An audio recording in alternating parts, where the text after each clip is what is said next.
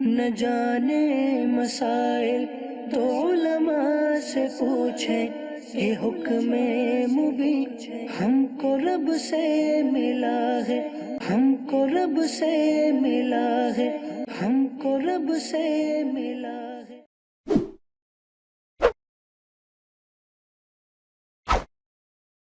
الحمدللہ رب العالمین والصلاة والسلام علی سید المرسلین، اما بعد فاعوذ باللہ من الشیطان الرجیم، بسم اللہ الرحمن الرحیم۔ نصاب صرف کا سبق نمبر 1 ہم نے پڑھا، جس میں علم صرف کی تعریف، موضوع، غرض و غایت اور وجہ تسمیہ ہم نے پڑھی۔ پھر اس سبق کو یاد کرنے کا بہترین ذریعہ مشق، وہ سوالات پھر اور ان کے جوابات بھی ہم نے دہرائے۔ آج سبق نمبر 2 ہم پڑھنے لگے ہیں، کلمہ اور اس کی مختلف تقسیمات۔ آپ کبھی دیکھیں نا کہ کلاس کے اندر 50 بچے بیٹھے ہیں، تو آپ بولیں کہ جی برادری کے اعتبار سے علیحدہ علیحدہ ہو جاؤ، تو بعض کا 2-3 گروپ بن جائیں گے اور ان کے آپ نام لکھ لو۔ پھر دوبارہ آپ بولو کہ میٹرک جس نے کیا ہے، جس نے مڈل کیا ہے، جس نے آگے کالج میں ایف اے کیا ہے، بی اے کیا ہے، ایم اے کیا ہے، وہ علیحدہ علیحدہ گروپنگ کر لو، گروپس میں تقسیم ہو جاؤ۔ تو آپ کو نظر آئے گا کہ جو آپ نے نام ایک گروپ کے لکھے ہوئے تھے، ادھر والے کچھ لوگ دوسرے گروپ کے ساتھ کچھ لوگوں کے ساتھ مل کے علیحدہ ہو گئے۔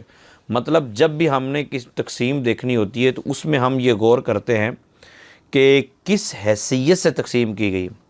تو زمانے کے اعتبار سے جب کلمے کی تقسیم ہوگی تو وہاں کوئی سلسلہ اور ہوگا۔ مبنی اور مورب ہونے کے اعتبار سے جب کلمہ کی تقسیم ہوتی ہے تو معاملہ کچھ اور ہوتا ہے، جس طرح ہم نے نصاب النحو کے اندر ہم پڑھ چکے ہیں۔ تو تقسیم کا زاویہ دیکھتے ہیں، تقسیم کی حیثیت دیکھتے ہیں۔ ایسا نہیں ہے کہ ایک کلمے کی جتنی بھی تقسیمات ہیں ان کا کوئی بھی فرد ایک دوسرے کے ساتھ نہیں مل سکتا، بلکہ ایک تقسیم کے جتنی قسمیں ہوتی ہیں وہ ایک دوسرے کے ساتھ نہیں مل سکتی، مطلب جمع نہیں ہو سکتی، باقی کسی اور تقسیم کی قسمیں ادھر والی تقسیم کے ساتھ جمع ہو سکتی ہیں، اس میں کوئی عرض نہیں۔ کلمہ اور اس کی مختلف تقسیمات کا یہ سبق ہے۔ کلمہ کسے کہتے ہیں؟ منہ سے جو بات نکلتی ہے، یہ میں نے نصاب النحو کے اندر علیحدہ علیحدہ بات بتائی تھی کہ منہ سے جو بات نکلتی ہے اس کو ہم کلمہ کہتے ہیں، با معنی ہونی چاہیے۔ ویسے تو منہ سے جو الفاظ نکلتے ہیں ان کو لفظ کہتے ہیں، الفاظ مطلب جو منہ سے نکلا ہے، ٹھیک ہے۔ پھر اس کی 2 قسمیں ہوتی ہیں، با معنی اور بے معنی۔ ہمارا تعلق چونکہ با معنی سے ہے تو با معنی کو کلمہ کہتے ہیں۔ تو ہر با معنی لفظ کو کیا کہا جاتا ہے؟ کلمہ، جیسے راجل، طفل وغیرہ وغیرہ جو بھی آپ۔ اچھا، اب ہے کہ اس کی مختلف تقسیمات، یعنی کلمہ کبھی اپنا معنی خود بتاتا ہے، کبھی اپنا معنی خود نہیں بتاتا۔ کبھی کلمے کے ساتھ زمانہ بھی ملا ہوا ہوتا ہے اور کبھی کلمے کے ساتھ زمانہ نہیں ملا ہوا ہوتا۔ تو اپنا معنی خود بیان کرنے کے اعتبار سے، اپنا معنی خود بیان کرنے یا نہ کرنے کے اعتبار سے اس کی جو تقسیم ہے اس کو کہتے ہیں سہ اقسام۔ یعنی جو تقسیم پہلی ہے اس کو سہ اقسام کے نام سے عموماً صرفی جو ہے تعبیر کرتے ہیں۔ کلمہ کی 3 قسمیں ہیں، اسم، فعل اور حرف۔ سہ کا مطلب 3، تو سہ اقسام 3 قسمیں۔ تو اسم، فعل اور حرف۔ پھر دوسری ہے تعداد حروف کے اعتبار سے، یعنی کتنے حروف اصلیہ ہوں گے کلمے کے اندر، 3 ہوں گے، 4 ہوں گے، 5 ہوں گے۔ پھر یہ بھی دیکھنا ہے کہ 3 ہوں گے تو صرف 3 اصلی ہی ہوں گے یا کوئی زائدہ بھی ہوگا، اور پھر رباعی ہے 4 ہیں تو 4 اصلی ہی صرف ہوں گے یا 4 سے کوئی زائد بھی ہوگا، 5 اصلی ہی ہوں گے یا 5 سے کوئی زائد بھی ہوگا۔ دوسری تقسیم تعداد حروف کے اعتبار سے ہے، اور اس میں آپ نے یہ یاد رکھنا ہے کہ ہم جب بھی بات کریں گے تو فعل ماضی کے پہلے صیغے کے متعلق بات کریں گے۔ اصل بیس فعل ماضی کا پہلا صیغہ، یہ اپنے اعتبار سے میں آپ کو بتا رہا ہوں ایک سمجھنے میں آسانی ہو جائے۔ تو ماضی کا پہلا صیغہ، واحد مذکر غائب کا صیغہ، اس میں ہم دیکھیں گے، اس میں اگر 3 حرف ہیں تو ہم یہ سمجھیں گے اس سے آگے بڑھنے والے جتنے بھی الفاظ ہیں، جتنے بھی کلمات ہیں، وہ تین کلمات والا فعل ماضی کا صیغہ ہے تو ثلاثی ہوا، اور اگر کوئی حرف زائد نہیں ہے تو ثلاثی مجرد ہوا۔ پھر آگے اس سے بڑھنے والا اس میں چاہے 5 حروف بھی آ جائیں پھر بھی ہم اس کو ثلاثی مجرد ہی کہیں گے۔ کیوں؟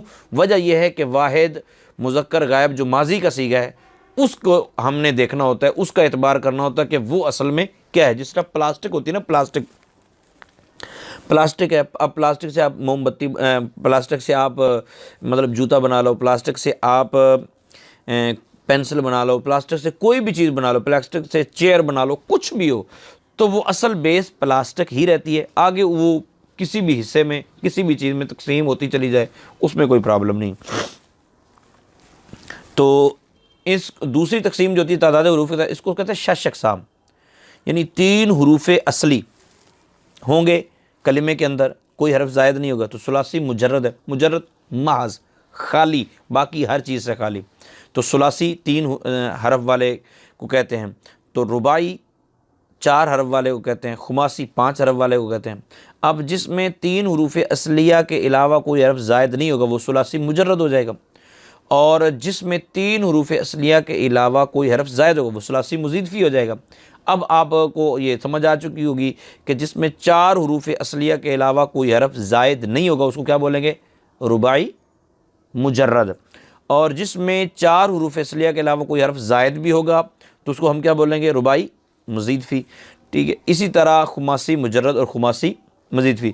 میں نے پھر عرض کیا کہ ہم نے صیغہ واحد مذکر غائب فعل ماضی کا دیکھنا ہے، اور یہ بات صرف رباعی تک رہے گی، کیونکہ جو خماسی ہے وہ افعال نہیں ہوا کرتے، اس میں پریشان ہونے کی ضرورت بھی نہیں ہے، خماسی والے جتنے بھی الفاظ آئیں گے وہ آپ کو سارے بتا دیے جائیں گے، تو انشاءاللہ آسانی سے سمجھ میں آ جائے گی وہ بات۔ تو 6 اقسام، دوسری تقسیم جو ہوتی ہے تعداد حروف کے اعتبار سے، اس اعتبار سے ہم اس کو بولتے ہیں 6 اقسام، 6 اقسام، 6 اقسام۔ اچھا، پھر تیسری تقسیم جو ہوتی ہے وہ ہوتی ہے حروف صحیح اور حروف علت کے اعتبار سے۔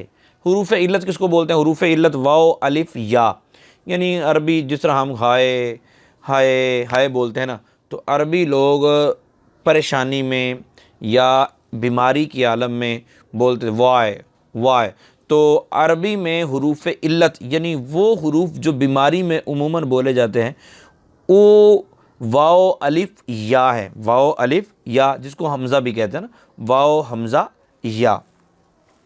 تو اگر کلمات جتنے بھی آپ کے پاس ہیں ان میں کوئی حرف اصلی کے مقابلے میں حرف علت واو الف یا میں سے کوئی آ جائے تو کس کے بدلے میں، کس کے مقابلے میں اگر واو آئے گا تو کیا حکم ہوگا، اگر یا آئے گا تو کیا حکم ہوگا، یعنی اس اعتبار سے پوری جو تقسیم ہے نا حروف علت اور حروف صحیح کے اعتبار سے اس کو کہتے ہیں 7 اقسام، یعنی 7 قسمیں بنتی ہیں، اور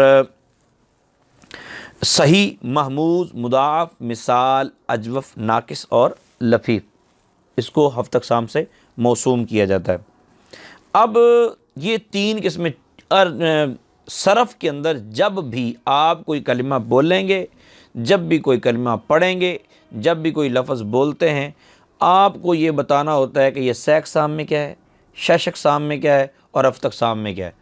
کہ اگر ہم 6 اقسام کے زاویے سے دیکھیں تو یہ کلمہ کیا ہے، اگر ہم 6 اقسام کے اعتبار سے دیکھیں تو یہ کلمہ کیا ہے، اگر 7 اقسام کے اعتبار سے دیکھیں تو یہ کلمہ کیا ہے۔ بس یہ 3 چیزیں آپ کو آج صرف سمجھو، آپ کو اوپر نیچے ہر اعتبار سے آپ کلیئر ہو گئے، یہ کوئی مشکل نہیں ہے۔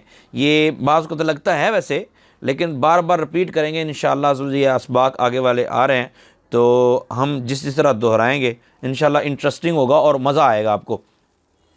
تو 3 قسمیں، 6 اقسام، 6 اقسام، 7 اقسام۔ مثال کے طور پہ میں بولتا ہوں داربا، یہ کیا ہے، 6 اقسام میں کیا ہے، ٹھیک ہے، تو اسم فعل حرف ہوا تو یہ فعل ہے۔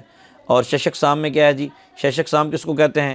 ثلاثی مجرد، ثلاثی مزید فی، رباعی مجرد، رباعی مزید فی، خماسی مجرد، خماسی مزید فی، ان میں سے یہ کیا ہے، یہ ثلاثی مجرد ہے جی۔ 7 اقسام میں کیا ہے، صحیح، محموز، مثال، اجوف، ناقص کیا ہے۔ تو آپ مطلب بولیں گے، وہ آگے جا کے میں عرض بھی کروں گا کہ کس وجہ سے ہم ایسا کہہ رہے ہیں، تو ہم بولیں گے یہ صحیح ہے۔